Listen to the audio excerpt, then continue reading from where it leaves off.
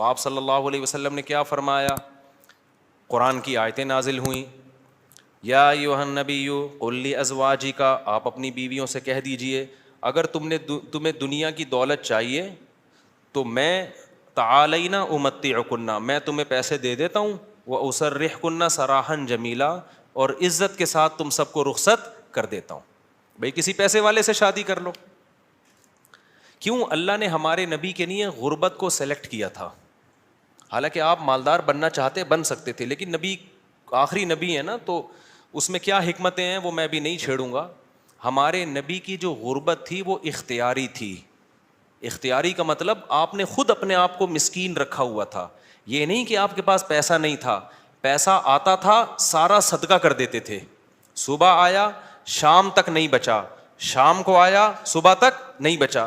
لیکن مجھے اور آپ کو اس طرح کرنے کی شریعت میں اجازت نہیں ہے کہ آج سے پتہ چلے آپ نے سارے بینک خالی کیے، سارا سونا وونا گھر کے پلاٹ کی فائلیں والے بیچ باچ کے تمبو لگا کے روڈ پہ آ کے بیٹھ گئے اور بیگم سے کہہ رہے ہو رہنا ہے اسی طرح رہو تمبو میں ورنہ نکلو. یہ آپ کو اجازت نہیں ہے. کیوں نہیں ہے؟ یہ ٹاپک نہیں ہے میرا، کیونکہ میں نے اگر اس ٹاپک پہ چلا گیا تو یہ جو ٹاپک آج لے کے چل رہا ہے وہ چینج ہو جائے گا. بس ابھی فی الحال یقین کر لیں کہ مولوی صاحب اگر کہہ رہے ہیں تو علم کی بنیاد پہ کہہ رہے ہوں گے. تو یہ نبی کے لیے اللہ نے اس طرز زندگی کو سلیکٹ کیا ہے، میرے اور آپ کے لیے یہ نہیں ہے. ہمارے اور آپ کے لیے یہ کہ تمیز سے اچھے بچوں کی طرح کماؤ، کچھ جمع بھی کرو، خرچ بھی کرو، گھر والوں پہ ہاتھ بھی کھلا رکھو، اچھے بچوں کی طرح اس طرح سے زندگی گزارو.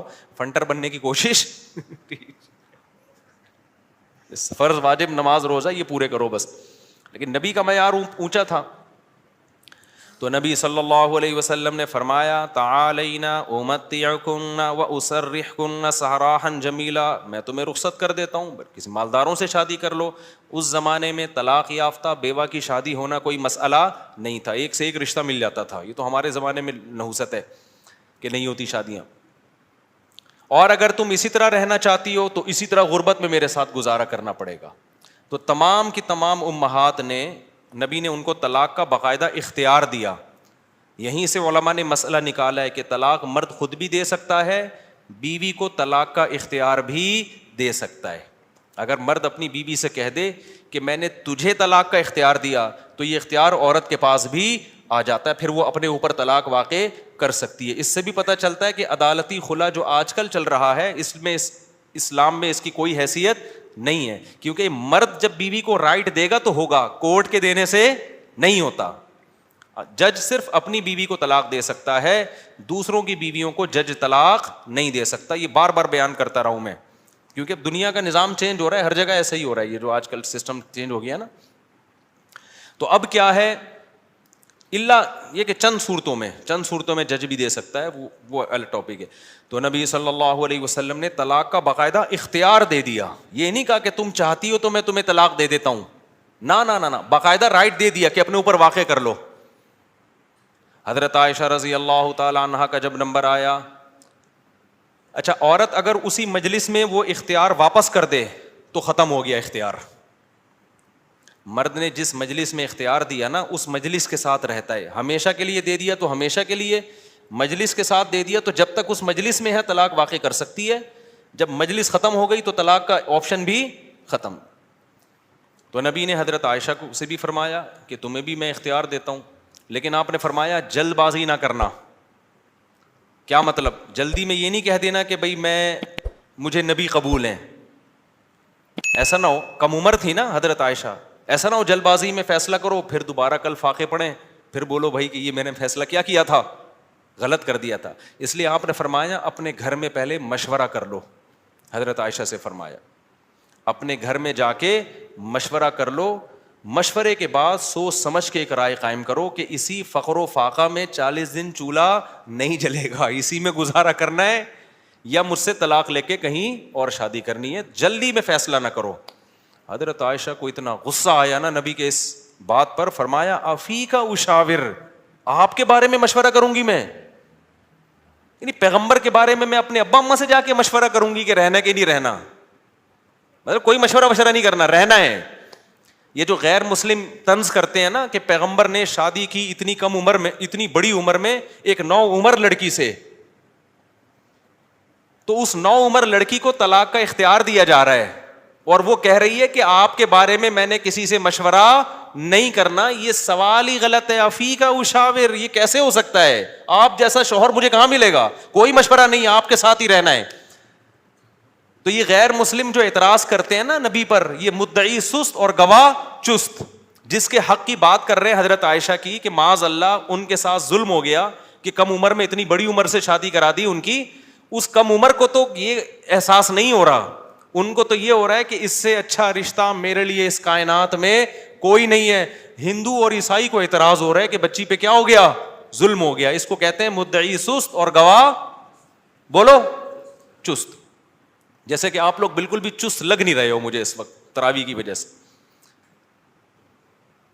تو یہ خود ہمارے پیغمبر کی ایک بہترین سیرت ہے کہ اتنی عمر میں ہو کے ایک کم عمر سے 9 عمر سے نکاح کیا, اور کھلانے پلانے کو بھی کچھ نہیں ہے, اور 8 سوکنے بھی ہیں, پھر بھی وہ کہہ رہی ہیں کہ آپ کے بارے میں مشورہ بھی نہیں کرنا میں نے. حالانکہ اب تو زندگی گزار چکی تھی نبی کے ساتھ. اگر وہ شروع میں فیصلہ معاذ اللہ غلط ہو گیا تھا شادی کا, تو اب تو ٹائم گزر چکا تھا نا, اب تو آپ کے پاس آپشن تھا بھائی میں نہیں رہتی. وہ کہہ رہی ہیں آپ کے بارے میں نے مشورہ بھی نہیں کرنا, اور یہ ناممکن ہے. یہ کیسی بات آپ کر رہے ہیں؟ میں آپ کے بارے میں کیسے مشورہ کر سکتی ہوں؟ خدا کی قسم کسی غیر مسلم میں غیرت ہوگی نا, غیرت, بھٹ دھرم اور ضدی نہ ہو, اس بات کو پیغمبر کی نبوت کی دلیل سمجھ کے محمد صلی اللہ علیہ وسلم پر ایمان لے کر آئے گا کہ آپ جیسی پاکیزہ سیرت اور آپ جیسے کامیاب شوہر اس کائنات میں گزرے نہیں ہیں. آج کوئی 50 سال کا 9 سال کی سے کر کے دکھائے, چند دن گزارے اور کھلانے کو روٹی بھی نہ ہو, اچھی بھلا جو بیوی ہوگی نا وہ مارکیٹ سے کیا ہو جائے گی؟ شارٹ ہو جائے گی. بلکہ آج جو مارکیٹ سے شارٹ ہو رہی ہیں بیویاں وہ والی ہو رہی ہیں جو جوڑ کی شادیاں, جو ظاہری اعتبار سے بھی جوڑ کی شادیاں. 25 سال کے لڑکے کی 24 سال کی لڑکی سے شادی ہو رہی ہے, 25 سال کا یہ پی ایچ ڈی بھی ہے, پروفیسر بھی ہے, اور کروڑ روپے کما بھی رہا ہے, اور بیگم غریب بھی ہے. پھر بھی جس دن مارکیٹ سے آٹا شارٹ ہوا, بیگم اسی دن مارکیٹ سے شارٹ ہو گئی. آٹا شارٹ ہونے کی فکر اتنی نہیں ہوتی جتنی اس کو بیگم کے شارٹ ہونے کی. ہمارے پاس تو کیسز آ رہے ہیں نا, کورٹ میں بھی آ رہے ہیں. ذرا سا بے روزگار ہوا, بیگم شارٹ.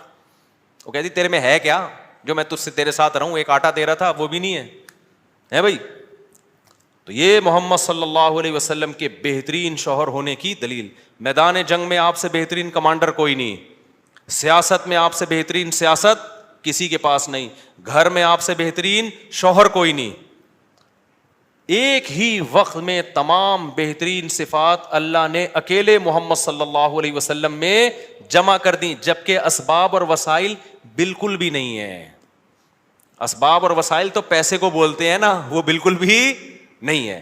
اب میں وہ اس واقعے کی طرف آتا ہوں. اب مجھے بتاؤ, ہاں تو میں آپ سے یہ کہہ رہا تھا کہ بیگم صاحبہ کو خوب اچھا کھلائیں, جو خود پہنے اس کو پہنائیں, جو خود کھائیں اس کو کھلائیں. لیکن قدرت کی طرف سے اگر غربت آ گئی ہے بھائی, تو پھر ٹینشن لینے کا نہیں ہے. پھر بیگم اگر کہتی ہے نہیں رہنا, کوئی بات نہیں بیگم, میں تو یہی کچھ کھلا پلا سکتا ہوں, رہنا ہے رہو, نہیں تو پتلی گلی سے نکلو, ہم کسی اور سے شادی کر لیں گے. ایک دم سے نہ نکال دو, پہلے مجھ سے مشورہ لے لینا. بعض دفعہ خواتین غصے میں بھی کہہ رہی ہوتی ہیں مجھے چھوڑ دو, ایک دم وہ غصے میں کہہ رہی ہوتی ہیں, 4 دن کے بعد ان کا موڈ بدل جاتا ہے. خود سے کچھ نہ کرو, مشورہ لے لیا کرو. میرا تو مقصد صرف یہ بتانے کا ہے کہ ٹینشن لینے کا نہیں ہے. ایک تو بے روزگاری کی ٹینشن, اوپر سے ایک اور ٹینشن اپنے اوپر مسلط کرو تو پاگل ہو جاؤ گے. ٹینشن وینشن نہیں, ٹینشن صرف ایک چیز کی لینی ہے بھائی, وہ جو حدیث میں آتا ہے من کانت الآخرۃ ہمہ, جس نے آخرت کو اپنی ٹینشن بنا لیا تو اللہ اس کی تمام ٹینشنوں کو ختم کر دیتے ہیں, اس کی فکریں سمیٹ دیتے ہیں. ہماری ٹینشن بس ایک ہے, آخرت میں بخشش ہو جائے. نہ بیگم ٹینشن ہے ہماری, نہ بچے ہماری ٹینشن ہے, نہ کوئی اور ہماری ٹینشن ہے, نہ گورنمنٹ ہماری ٹینشن. میری ٹینشن یہ ہے کہ مجھ سے قیامت کے دن سوال ہوگا, میں اس سوال میں پورا اترتا ہوں یا نہیں. اب آٹا مہنگا ہونے کی ٹینشن ہم کیوں نہیں لے رہے کہ ہماری وجہ سے نہیں ہوا, میری وجہ سے ہوا ہوتا نا تو میں ٹینشن لیتا کہ آخرت میں چترول کس کے لگیں گے, میری وجہ سے تھوڑی ہوا ہے. اب اگر ہمارے پاس مسائل ہیں تو مہنگا آٹا خریدیں گے, وسائل نہیں ہیں تو بیگم کو بولیں گے پاپے چائے میں ڈبو کے, پاپے بھی آٹے کے بنتے ہیں. آہستہ آہستہ, اللہ نہ کرے ہمیں وہ حالات نہ آئیں, ابھی تو اللہ کھلا پلا رہا ہے, لیکن اگر اللہ نہ کرے خدا نہ خواستہ ایسے حالات آئیں تو بھائی وہی گزارا کرو, 2-3 کھجوریں کھا لیا کرو صبح شام.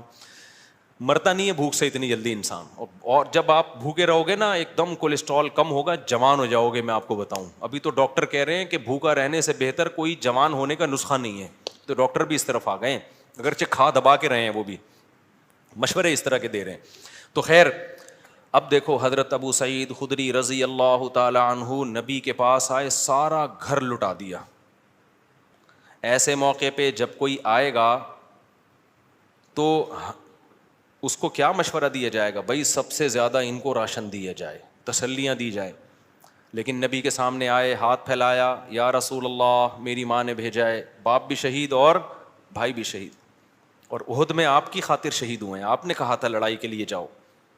نبی نے فرمایا من یستعفف یعفہ اللہ, یاد رکھو جب تک آخرت میں ایمان نہیں ہے نا, غیرت کے علاوہ سب کچھ آئے گا آپ کے اندر.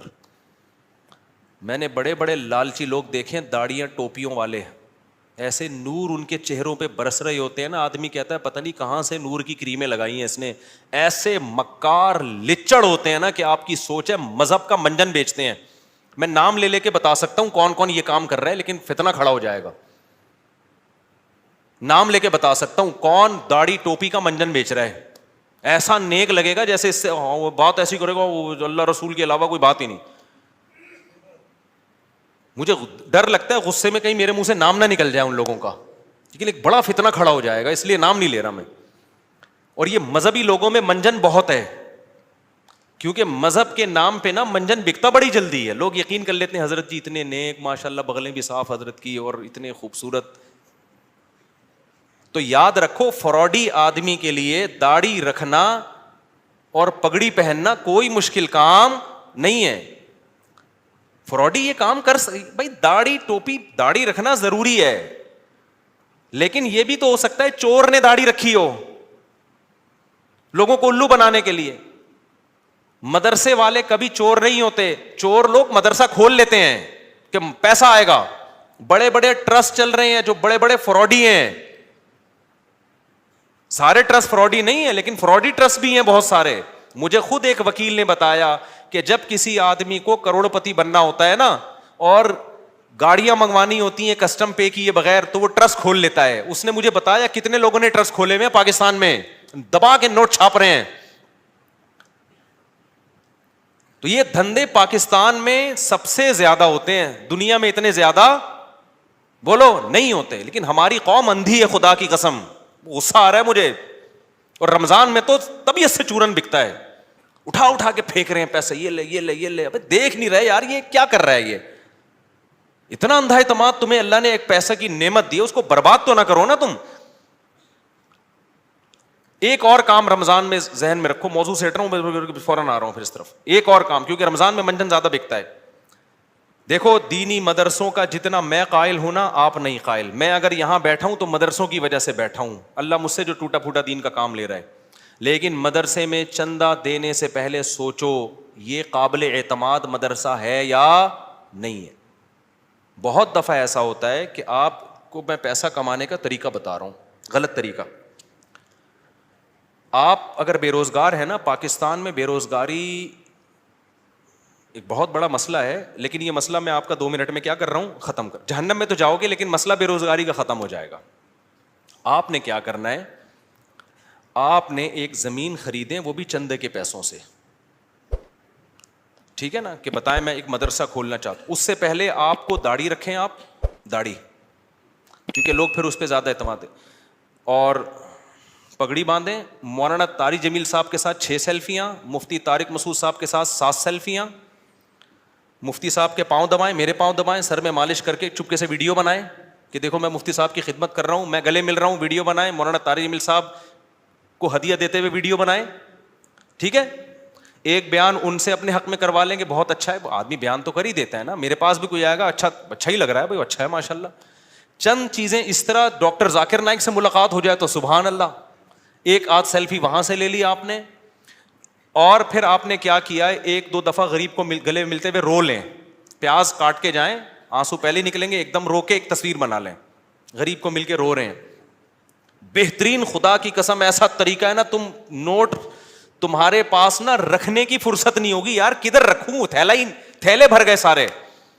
اس کے بعد آپ نے کیا کرنا ہے, آپ نے اناؤنس کرنا ہے میں ایک مدرسہ بنا رہا ہوں, یتیم خانہ کھول رہا ہوں. آپ نے 4 دیواری کھڑی کی, اس میں 4-6 یتیم بچے, آپ جائیں وہاں سے کچھ بچے ادھار لیں. ادھار کا مطلب کوئی اپنے بچے دیتا تھوڑی ہے, ان کو بولیں کہ ہم کچھ دن ان کو کھلائیں گے پلائیں گے, تو مائیں دے دیتی ہیں چلو یار کچھ دن, کیا قرآن بھی پڑھائیں گے, تو قرآن پڑھ رہا ہے اس بہانے.